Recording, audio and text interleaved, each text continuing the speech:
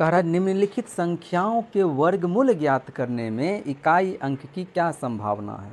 सबसे पहले तो तुमको ये समझ में आना चाहिए वर्ग होता क्या है। वर्ग क्या होता है पता है? जब कभी कहेगा 5 का वर्ग तो क्या करेंगे? 5 गुना 5 25। कहेगा 9 का वर्ग तो 9 गुना 9 81।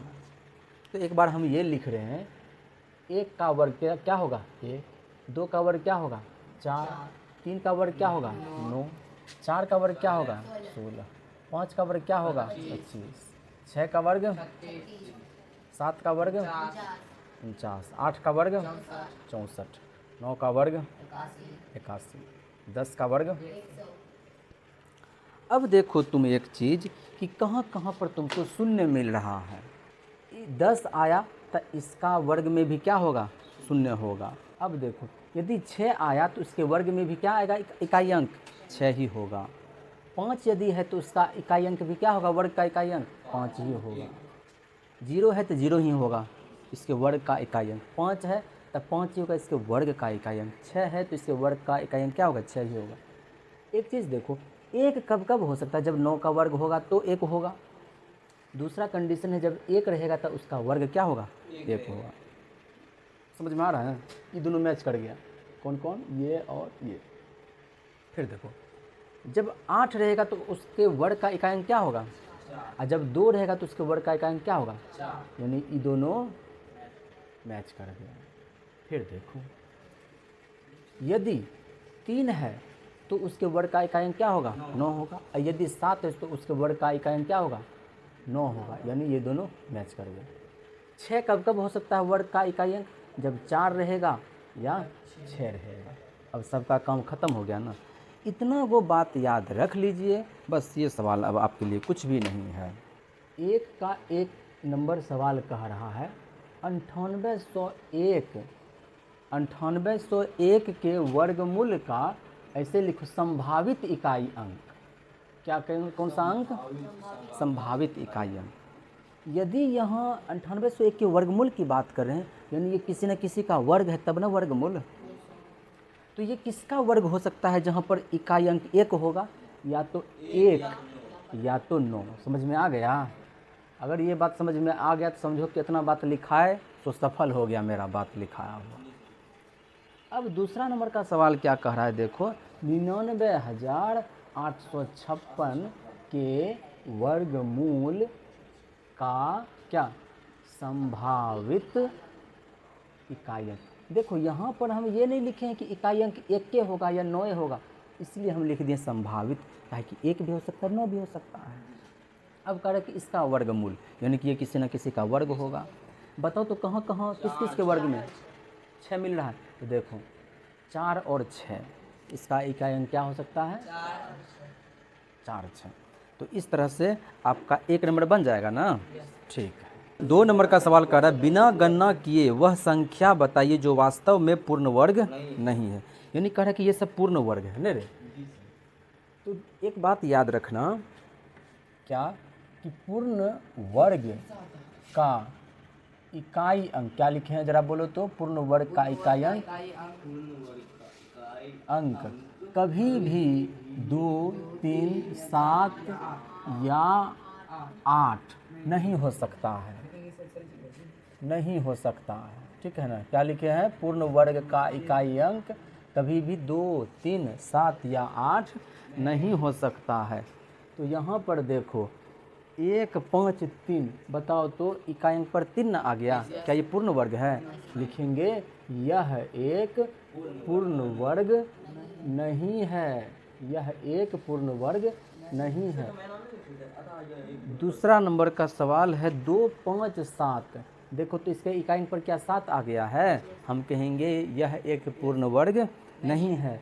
तीसरा नंबर का सवाल है जिसमें कह रहा है 408, इकाई अंक पर 8 आ गया, हम क्या कहेंगे? यह एक पूर्ण वर्ग नहीं है। फिर चौथा में कह रहा है क्या 441, तो देखो 1 2 3 7 8 नहीं है ना, है तो यह एक पूर्ण वर्ग है। बस केवल इसके आधार पर हम ये कह रहे हैं, कोई गणना नहीं की है। हाँ ऐसे ही बनाना है। इसमें थोड़ा सा ये बात लिख देना है, यह 21 का वर्ग है न, 441 यह पूर्ण वर्ग है, यह 21 का एक पूर्ण वर्ग है, ऐसे लिखेंगे। यह 21 का एक पूर्ण वर्ग है। अब देखो 3 नंबर का सवाल क्या कर रहा है, बार बार घटाने की विधि से 100 और 169 का वर्गमूल, ऐसे कहता 100 किसका वर्गमूल है, 100 का वर्गमूल बताते कर देते 10, 169 का वर्गमूल कह देते 13, लेकिन कह रहा है नहीं नहीं नहीं, बार बार घटाने की विधि से प्राप्त करिए कि यह एक वर्गमूल ज्ञात कीजिए, घटाने की विधि से, ऐसा कह रहा है। तो देखो क्या करेंगे, 100 है ना, 100 में से तुम क्या करो, सबसे पहले पहली विषम संख्या घटाओ, तो कितना हो जाएगा 99। दूसरी विषम संख्या घटाओ, तीसरी विषम संख्या घटाओ, कितना आया 0। अंततः जब हम लोग घटाए तो लगातार चलते रहने के बाद हमारा जो है बार बार घटाए तो हमको मिल गया कि ये 0 आ गया, अतः यह एक पूर्ण वर्ग है। लेकिन हमारा अभी ये जवाब आया है क्या कि ये किसका वर्गमूल है। अब देखो यहाँ आने के बाद 0 हो गया। हम लोग क्या जानते हैं, प्रथम n विषम संख्याओं, प्रथम n विषम संख्याओं का योग क्या होता है, n²। अब इसमें n का मान कितना है, n का मान 10। n का मान 10 का माने क्या है कि ये जो है इतना घटने के बाद 1 2 3 4 5 6 7 8 9 10, n बराबर 10, यही तुम्हारा आंसर आ गया। ये चीज़ पहले से तुमको बताएं कि नहीं, पहले ये चीज़ पहले ही बताओ। अब देखो 1 से लेकर के 19 तक घटाए 100 क्या बन गया 0, यानी कि ये जो है 100 इन्हीं 10 विषम संख्याओं से न बना हुआ है, इन्हीं 10 विषम संख्याओं से बना हुआ है, और इसका योग क्या होगा n², क्योंकि इसमें संख्या कितनी है 10, इसीलिए इसका वर्गमूल भी हो जाएगा 10। अभी देखो अगला सवाल बतलाते हैं और क्लियर हो जाएगा तुम्हारा। 169 है ना, अब तुम सबसे पहले इसमें कौन सा क्या घटाएगा, 1, कितना हो जाएगा 168। अब 3 घटाओ कितना हो जाएगा, अब तुम इसमें से 5 घटाओ कितना हो जाएगा, अब 7 घटाओ कितना हो जाएगा, अब तुम इसमें 9 घटाओ कितना हो जाएगा 144। इसमें से तुम कितना घटाएगा 11, 48। अब 48 में से कितना घटाएगा, अब तुम 23, कितना आएगा, अब इसमें से कितना घटाएगा, यानी कि तुमको ये पता चल गया 169 वर्ग है किसी का। 169 वर्ग है किसी का, लेकिन किसका वर्ग है पता नहीं चला। कहीं फिर से वही लिखेंगे, प्रथम n विषम संख्याओं का योग क्या होता है n², और यहाँ पर n हमको कितना आया है 1 2 3 4 5 6 7 8 9 10 11 12 13, यहाँ कितना आ गया तुम्हारा n बराबर 13। तो ये जो है ना बात तुमको खाली घुमाने फंसाने के लिए ऐसा किया है। मतलब 100 का वर्गमूल तुमको नहीं आता निकालने के लिए, 13 का वर्गमूल नहीं पता है, सब आता है, लेकिन ये थोड़ा सा दे दिया तुम्हारे दिमाग को और चौड़ा करने के लिए। पतलो गली से गाड़ी जा सकता है लेकिन चौड़ा कर देंगे ट्रक नहीं घुस सकता है, इसीलिए। अब 4 नंबर का सवाल देखो, सवाल कह रहा है, क्या कह रहा है, अभाज्य गुणनखंड विधि से निम्न संख्याओं का वर्गमूल ज्ञात कीजिए। क्या नहीं कर लीजिएगा।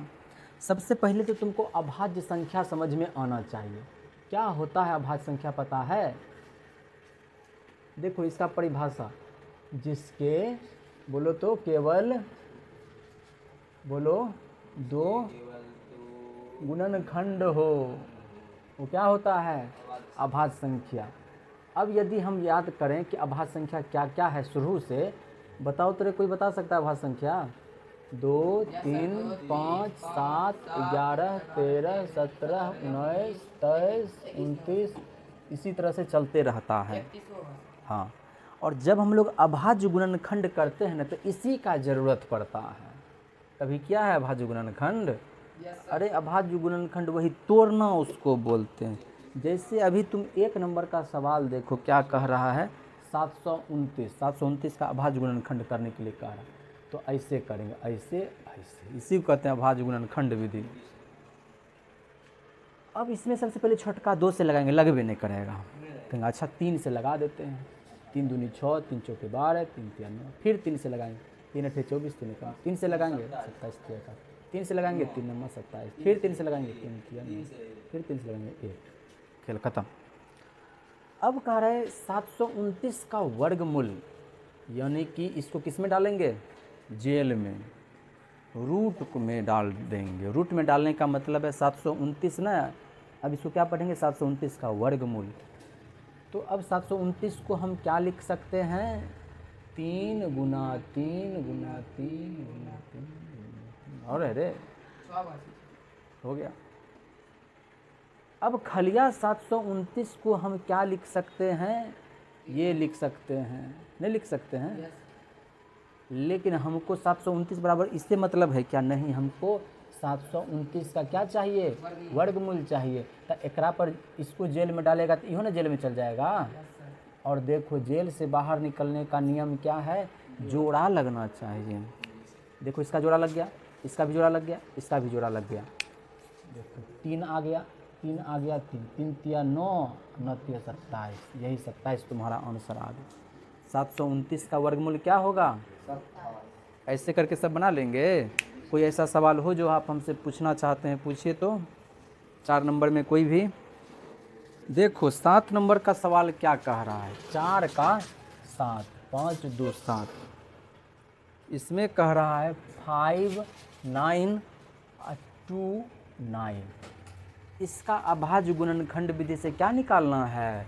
वर्गमूल निकालना है। अब सवाल ये है कि इसमें 2 से लगाएंगे, लगबे नहीं करेगा। 3 से लगाएंगे, 3 से भी नहीं लगेगा। 5 से लगाएंगे, 5 से नहीं लगेगा।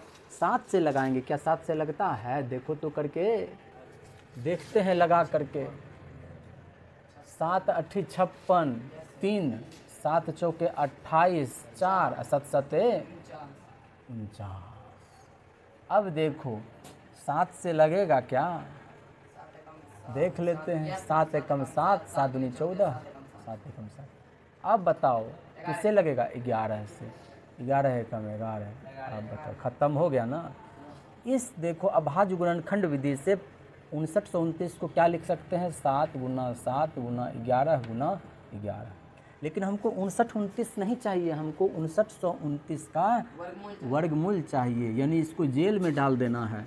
तो जब पप्पे जेल में चल गया तो ये ननका मुनका सब हिल जाएगा, सभी चल गया जेल में। अब इससे बाहर कैसे निकलेगा? जब इसका जोड़ी लगेगा। जोड़ी लग गया ना, एगो 7 आ एगो 11, निकल जाएगा। 11 गुना 77। यही 77 जो है 5929 का क्या है? वर्गमूल है। समझ में आया? शुरुआत कहाँ से करेंगे? जब भी 2 से करेंगे। 2 से नहीं लगे 3 से, 3 से नहीं तो 5 से, 5 से नहीं तो 7 से, 7 से नहीं तो 11 से, 11 से नहीं 13 से। याद कर लेना है, तब जा कर के सवाल को बनाना शुरू करना है।